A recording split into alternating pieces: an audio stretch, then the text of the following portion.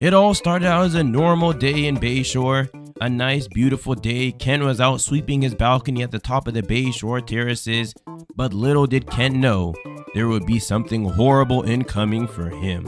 While Ken was out sweeping his balcony, the Bayshore terraces got an alert of structural issues and structural faulty that was about to occur. So all of the residents had to evacuate, but because Ken was out on his balcony, he didn't get the announcement from the building manager. They knocked on his door and they assumed that he wasn't home after they knocked a couple of times. But while all that was happening, the Keystone Fire Department, or Keystone Fire Commission, was already en route code 3 for a possible structure collapse. And here they go down the street about to make that left turn right there. I mean, it's literally Station 31 is right around the corner from there. So their job basically now is just to make sure that everybody is rescued from the building, everybody is evacuated from the building. As you can see, you already got a bunch of evacuees at the bottom of the stairs there. There's people on looking in horror as their possible house could completely collapse. Everything that they knew and loved could just be coming down in a heaping pile of rubble. But there we have it. They're on scene here. And of course, while they're on scene, our man Ken got hit with a brick from his house because it started collapsing already. If you were wondering what the initial Keystone Fire Commission structure response was, it was Battalion 2, which is about to walk out of here, Copter 2, Engine 20, Engine 31, Heavy Rescue 20, Rescue Squad 20, Quint 31, Rescue Truck 20, Search and Rescue 20, and USAR 20. So they got a whole rescue task force just ready to go all at Station 20, behind Station 20. But as you can see, they're already getting into their cars there.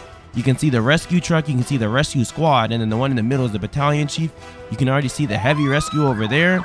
And here they go, being led out by the battalion chief. First off, there's the, I think is that the rescue squad? Yeah, that's the search and rescue right there. That big one right there with the boat on the top, that's the search and rescue. Then of course they got another rescue right there. That one's in charge of their hazmat and dive team and all that stuff. But look at that amazing search and rescue truck just heading all the way out. But if you live in Keystone, you have no need to fear, because the Keystone Fire Commission is near with their whole entire rescue squad, no matter what it is. Whether you're getting stuck in the river, stuck in the lake, stuck in the water, they got rescues for that. They got dive teams. Or you're stuck in a building like this guy is, they got the people who are ready to go, who are certified. They even got helicopters ready to go on standby to come rescue you, no matter what your rescue is. If you're rescued from a big accident, they got the tools for that. If you're rescued because you're stuck in a tree, they got tools for that. If you're rescued because a bridge collapses, they got the tools for that. They got the tools for everything. Just look at how many rescue trucks are responding over to this possible structure collapse. Because in addition to all these rescue units, they're also going to need possible medical units if the evacuation wasn't correct. Luckily though, most of the residents, well 99% of the residents, other than Ken on the top balcony, is basically evacuated. So you only need about one ambulance here, but look at that. The rescue hazmat dive team truck responding over there. Gonna make that right turn. Good luck on making that turn. I think this guy, he's letting the rescue truck go ahead. Go ahead, rescue truck. It's gonna be a lot easier for that guy to make the turn, for the heavy rescue to make the turn, once he has two open lanes, because he's a big man. He is a big boy, big old truck that has plenty of stuff. But here we go. The entire rescue crew is on scene in addition to Station 31. And of course, if you guys remember, the Copter 2 was part of the initial response units from that structure collapse. So you may be wondering, why is it a KRMC helicopter? Why is it a medical helicopter? Why not a police helicopter or a fire helicopter? Well, I'll tell you. Because the fire helicopters, they mainly deal with transporting water from one location to another. They got a tank on the bottom. Basically, they go down into a body of water, come back up, and then dump the water onto the fire, and they do that over and over and over. They don't really have a winch. They don't have really a rescue system operation that they have. Basically, the rescuers that they have, the search and rescue crews that they have, they ride in the KRMC helicopter. The KRMC helicopter arrives on scene, they hop in, and then they go from there. Their helicopters, the fire helicopters, are just getting water to a fire.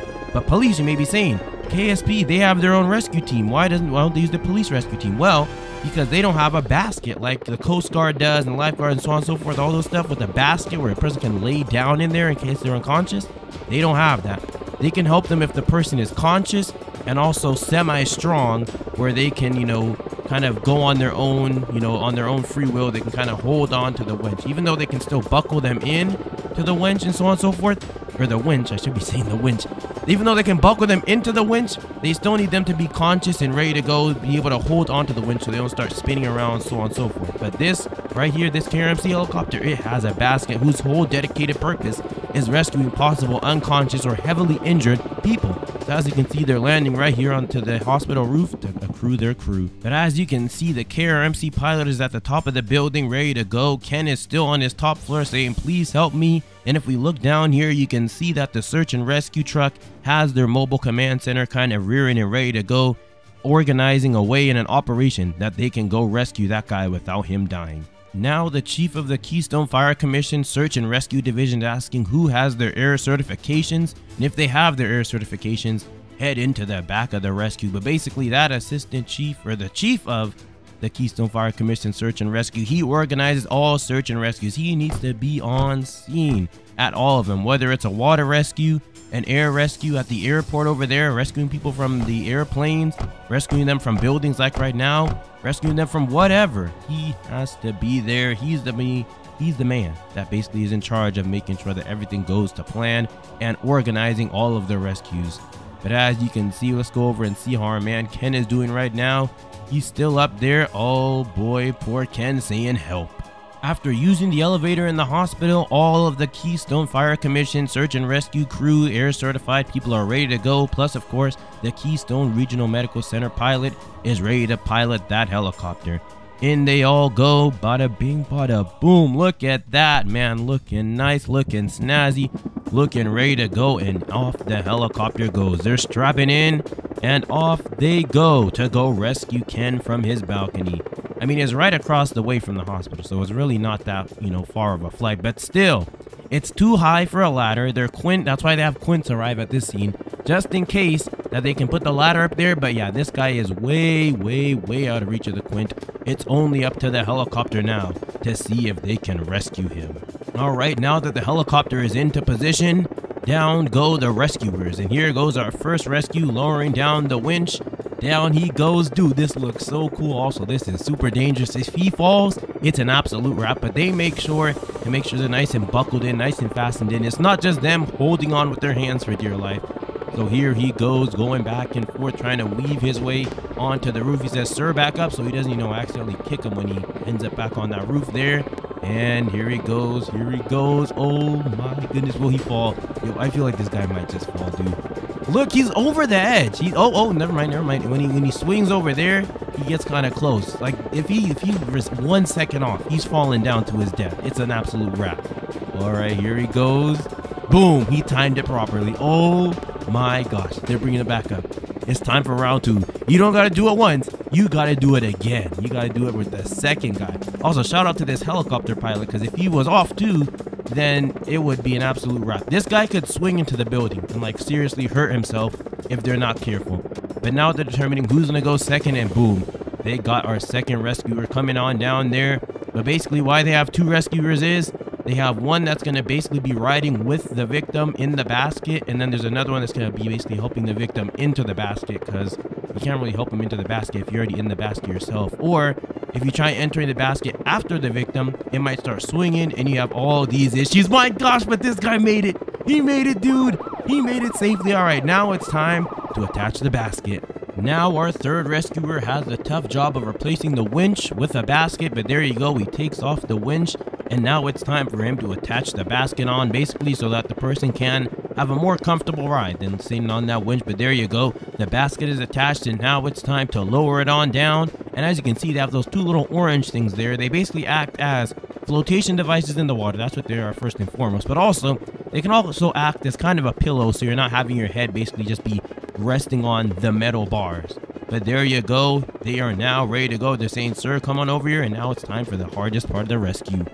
But as the hardest part of the rescue begins, they got the mobile command center at full utilization. They got battalion chiefs and captains and lieutenants and everything just looking at screens inside of it, outside of it, trying to organize and make sure that this guy is able to be launched in safely.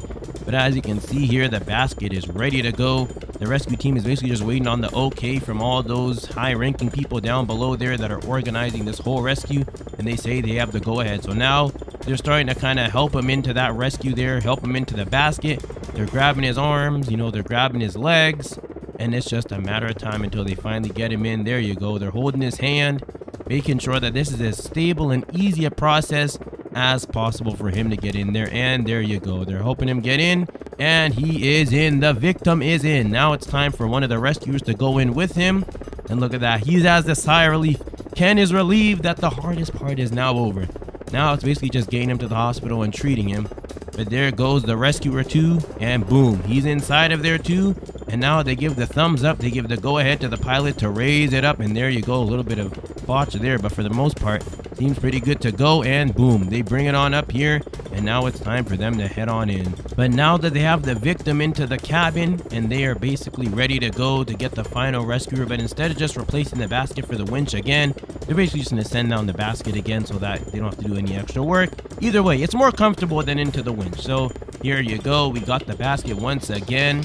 Gonna guide the pilot on over. He's grabbing the basket, getting into the basket, and there we go, bringing the final rescuer back up. And there we have it, ladies and gentlemen, a successful rescue. Now it's just time to put the basket inside and deliver the patient over to the hospital to get checked out, because after all, he did get hit with falling debris. Even if he is conscious and breathing, and I wouldn't say, well, I mean, he's semi-stable. He's breathing, all right? But he's bringing them on over to here. Basically, this is, after all, a trauma center. So no matter what he has with him, what he has wrong with him, they'll be able to fix it and properly help him out. But there we go, turning off the helicopter now. And now to bring the victim into the hospital. He says he can walk. He doesn't want the stretcher. Well, they're going to have the stretcher anyway. There we go. They offer him the stretcher. He says, no, I want to walk. So now he's walking on into the hospital. He's a walking, sorry. He's a trooper, man. He's a trooper. He's like, this is the least I could do after all this help. I don't need a hospital. And there he goes, walking straight on into the trauma center. Good job, guys. Good job saving this patient.